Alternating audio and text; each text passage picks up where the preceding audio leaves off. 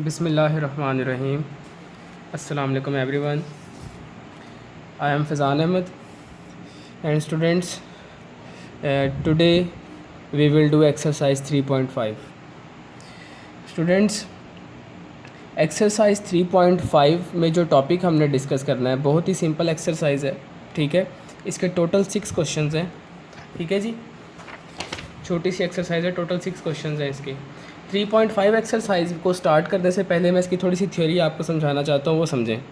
3.5 exercise में जो topic हमने डिस्कस करना है, दैट टॉपिक इज़, उस टॉपिक का नाम है बच्चों जॉइंट वेरिएशन। क्या कहा जाता है? Joint variation. टॉपिक का नेम है जॉइंट वेरिएशन।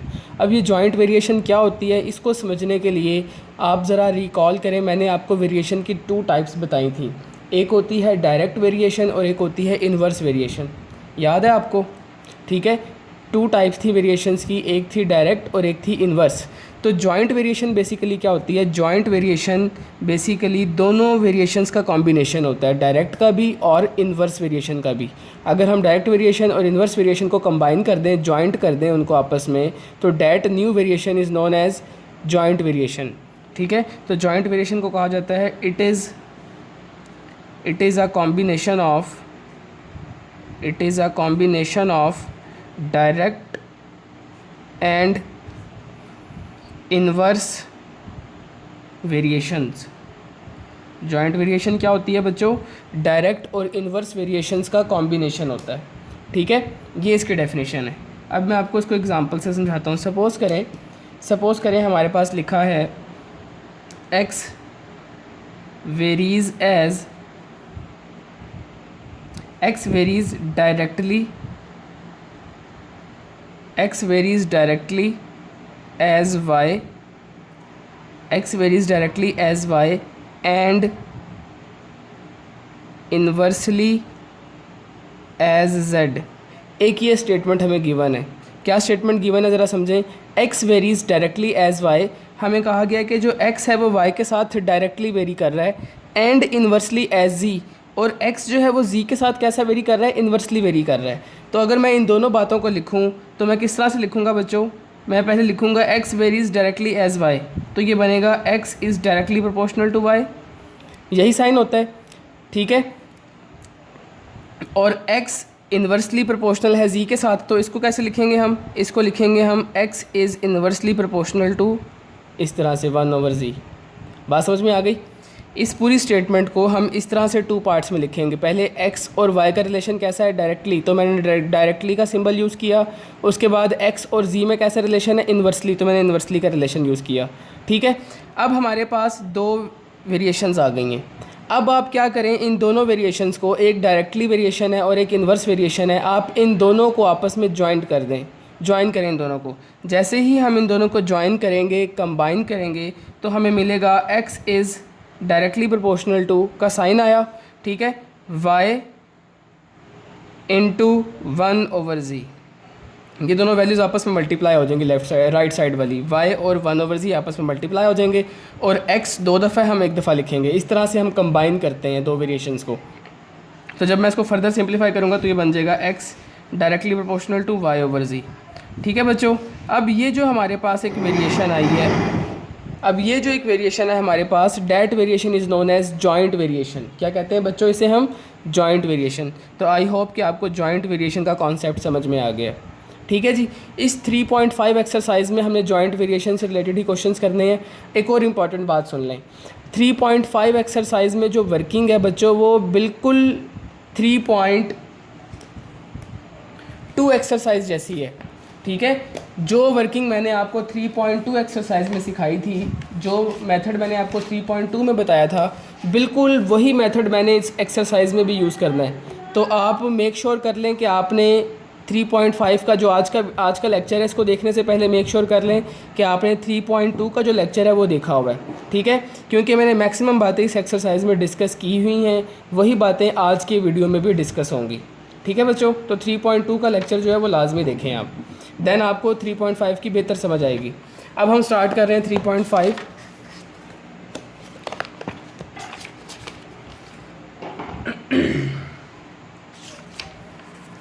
क्वेश्चन नंबर 1 देखें इसका। Question number 1,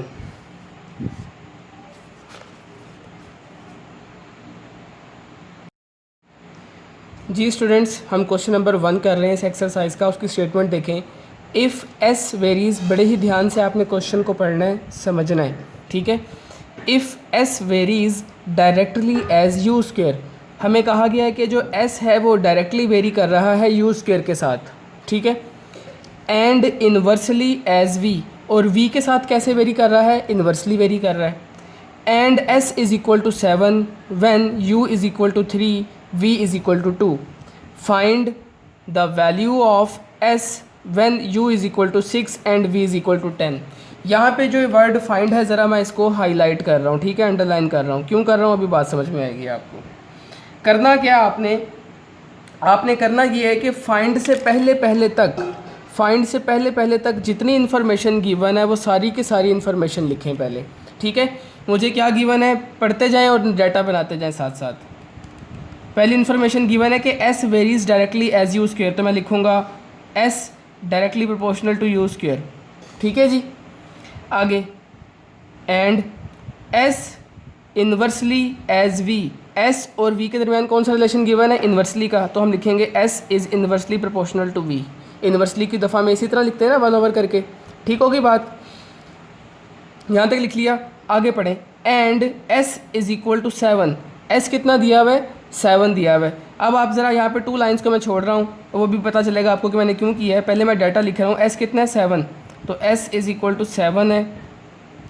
u is equal to कितना बच्चों हमारे पास, u की वैल्यू है हमारे पास 3 और v की वैल्यू कितनी गिवन है हमें, v की वैल्यू है 2।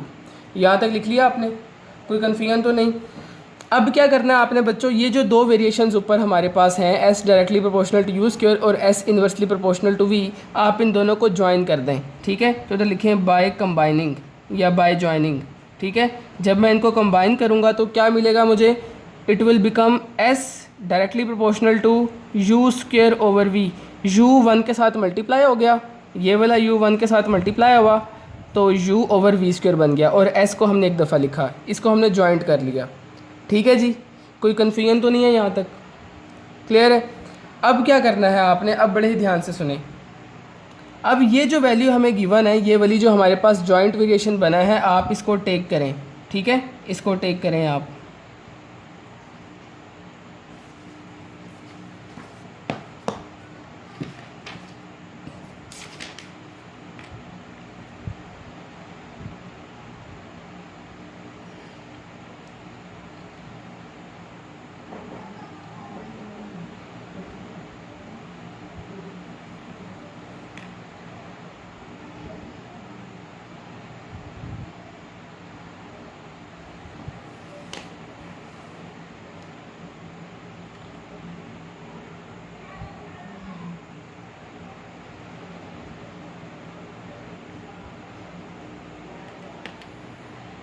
जी इसे टेक करें तो ये बन जाएगा हमारे पास s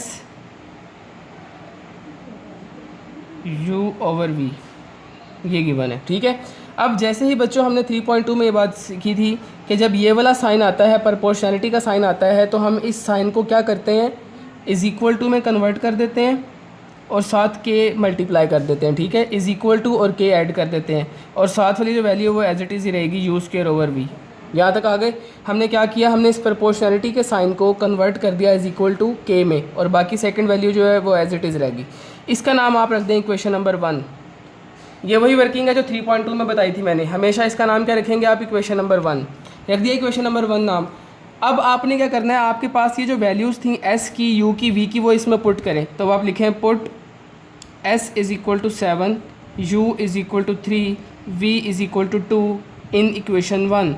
इक्वेशन 1 में रखें जी ज़रा ये तीनों वैल्यूज़ और सिंप्लीफाई करें।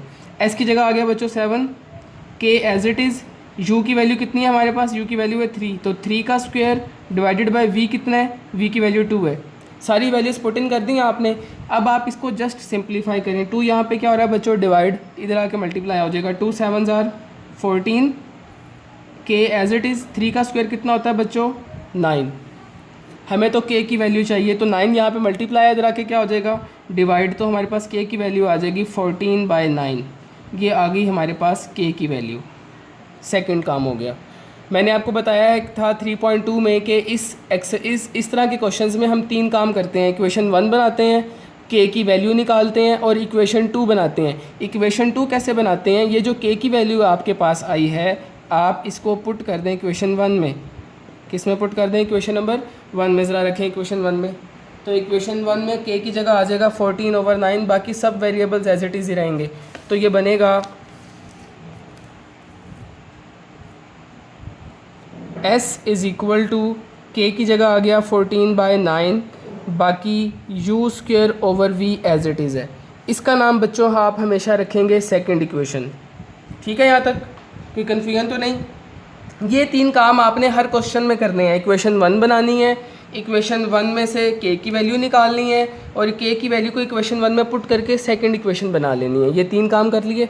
अब आपने क्या करना है? अब फाइंड के बाद जो डाटा है वो पढ़ना शुरू करें। फाइंड के बाद क्या गिवन है हमें?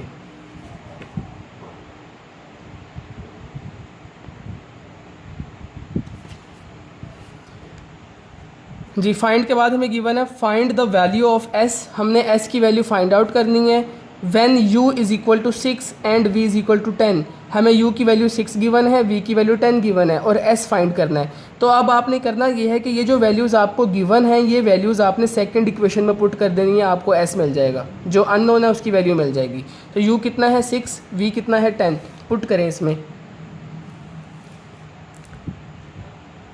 Put u is equal to 6 and v is equal to 10 in equation 2। Equation 2 में पुट करें ज़रा। s की जगह s तो हमने फाइंड करना है एज इट इज़, 14/9 भी as it is, into u की वैल्यू कितनी है? u की वैल्यू है 6 का स्क्वायर और v कितना है बच्चों? वो है 10। अब आप इसको सिंप्लीफाई कर लें जस्ट। कितना हो जाएगा? 14/9 एज इट इज़, 6 का स्क्वायर 36 और ये 10 एज इट इज़। कैलकुलेटर पे आप इसको सॉल्व कर सकते हैं। वैसे 9 1 9, 9 4 36। ठीक है, और ये कितना हो जाएगा फिर? ये बन जाएगा मेरे पास 16,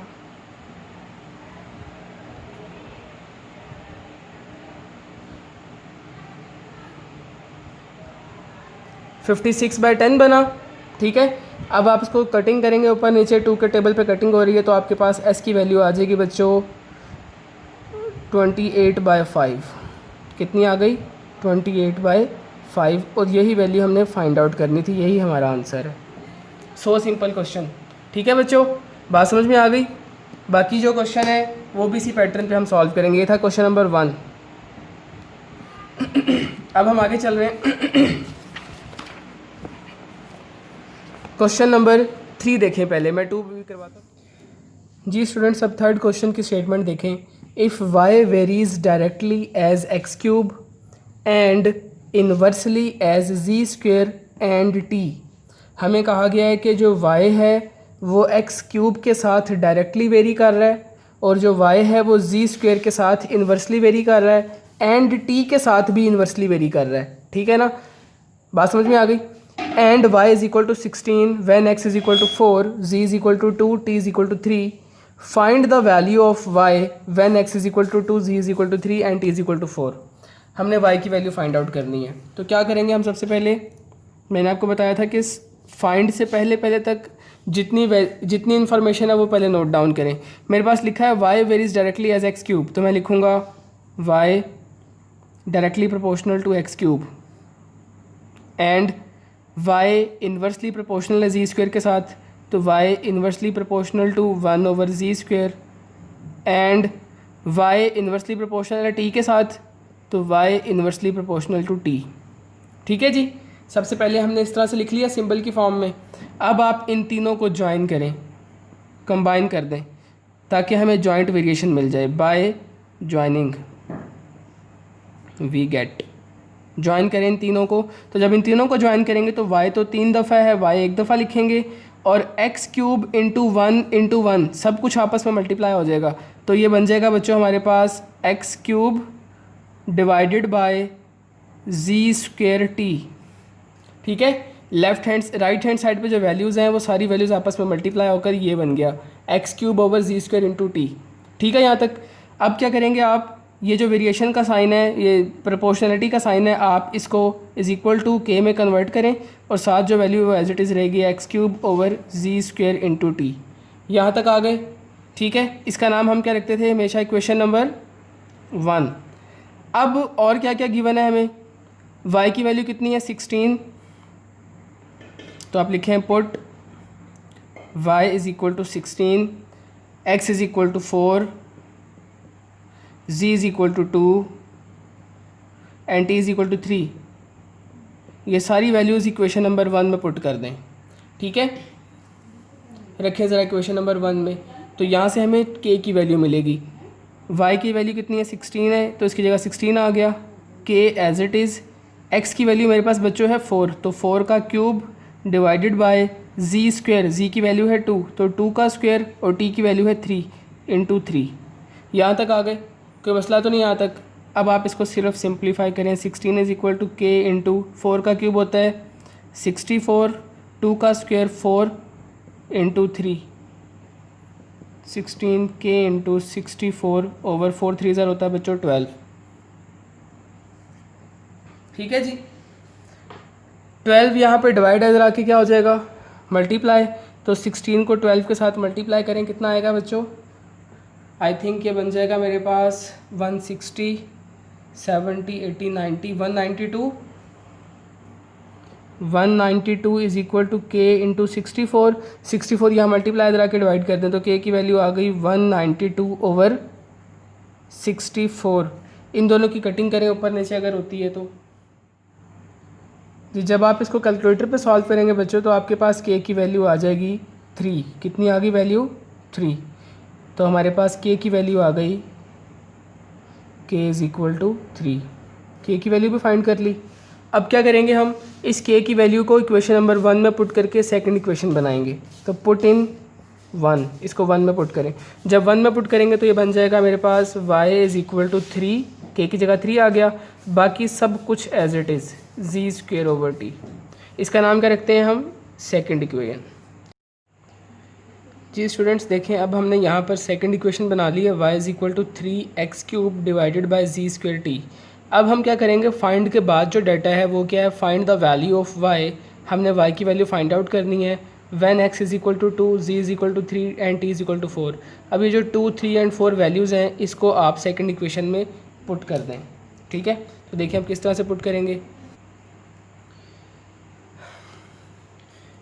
जी स्टूडेंट्स, ये है हमारे पास सेकंड इक्वेशन, ठीक है। और हमारे पास x की वैल्यू गिवन है, x इज़ इक्वल टू 2, तो हम लिखेंगे put x is equal to 2, z की वैल्यू हमारे पास 3 है और t की वैल्यू 4 गिवन है। इन तीनों वैल्यूज़ को आप सेकंड इक्वेशन में पुट कर दें, तो y तो एज इट इज़ रहेगा क्योंकि वो तो फाइंड करना है। 3 एज इट इज़, x की वैल्यू हमारे पास 2 है, तो 2 का cube divided by ji square T. G की वैल्यू कितनी है बच्चों 3, तो 3 का स्क्वायर, और t की वैल्यू कितनी है 4। यहाँ तक आ गए, हमने वैल्यूज़ पुट कर दी इसमें। अब आप जस्ट इसे सिंप्लीफाई कर लें, देखें 3 का स्क्वायर इसे कैंसिल आउट हो रहा है, आप इसको डायरेक्ट कैलकुलेटर पे भी कर सकते हैं। कितना बचा है, 2 का क्यूब कितना हो गया बच्चों, ऊपर हो गया 8 डिवाइडेड बाय 3 4 आर 12, ठीक है जी। ऊपर नीचे कटिंग होने के बाद मेरे पास आ गया 2/3, तो ये आ गया हमारे पास y का आंसर, और यही हमने फाइंड आउट करना था, ठीक है बच्चों। बिल्कुल सिंपल क्वेश्चन था, क्वेश्चन नंबर 3।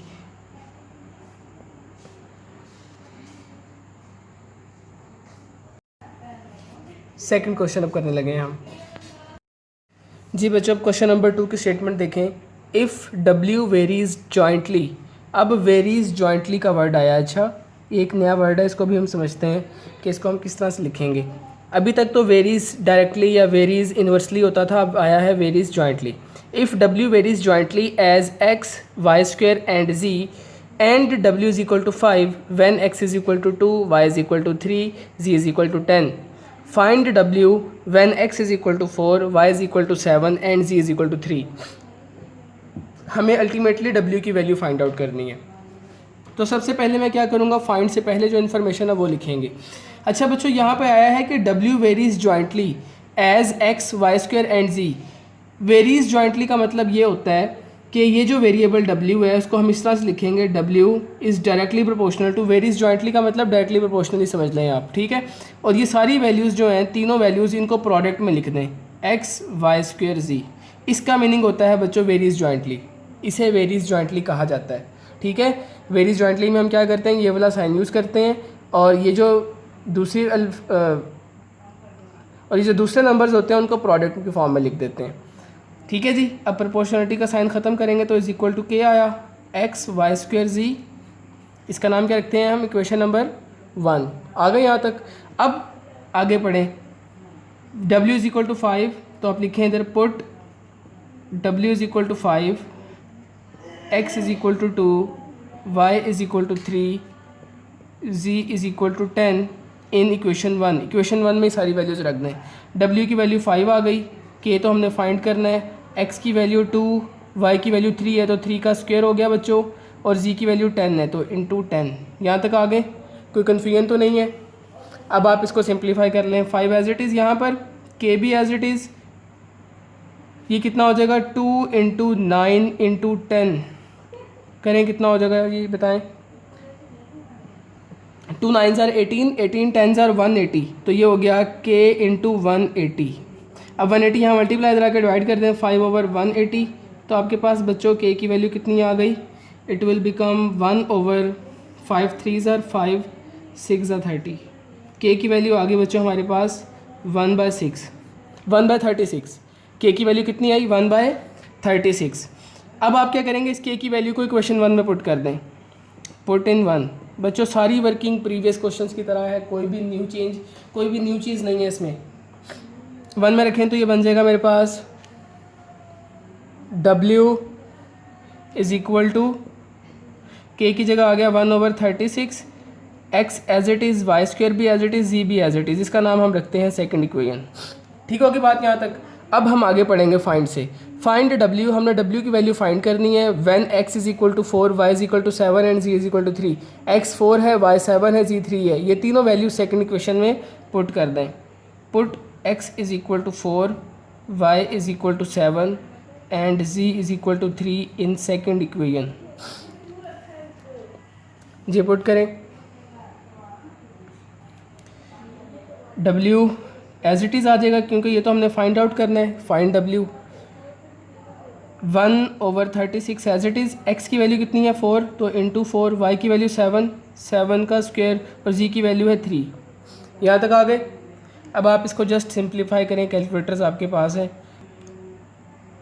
4 इंटू 7 का स्क्वायर 49 इंटू 3।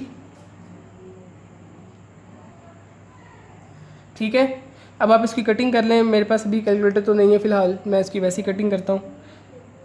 देखें ज़रा, 3 1s are 3, 3 1s are 3, 3 2s are 6, 4 1s are 4, 4 3s are 12। ठीक है, तो मेरे पास बन गया 49/3। तो w की वैल्यू हमारे पास आ गई बच्चों 49/3, और यही वैल्यू हमने फाइंड आउट करनी थी, तो यही हमारा आंसर है। ठीक है बच्चों, कोई कन्फ्यूजन तो नहीं है, बिल्कुल सिंपल क्वेश्चन था। ये था क्वेश्चन नंबर 3। आपने स्टूडेंट्स अब इन क्वेश्चंस की, जो आज इस वीडियो में हमने 3 क्वेश्चंस डिस्कस किए हैं, आपने इन क्वेश्चंस की प्रैक्टिस करनी है अच्छी तरह से। इस वीडियो को अच्छी तरह से देखना है, क्वेश्चंस को समझना है, नोट डाउन करना है और इनकी प्रैक्टिस करनी है। ठीक है बच्चों, अब हम नेक्स्ट वीडियो में इंशाल्लाह नेक्स्ट जो क्वेश्चंस हैं वो डिस्कस करेंगे। अल्लाह हाफिज़।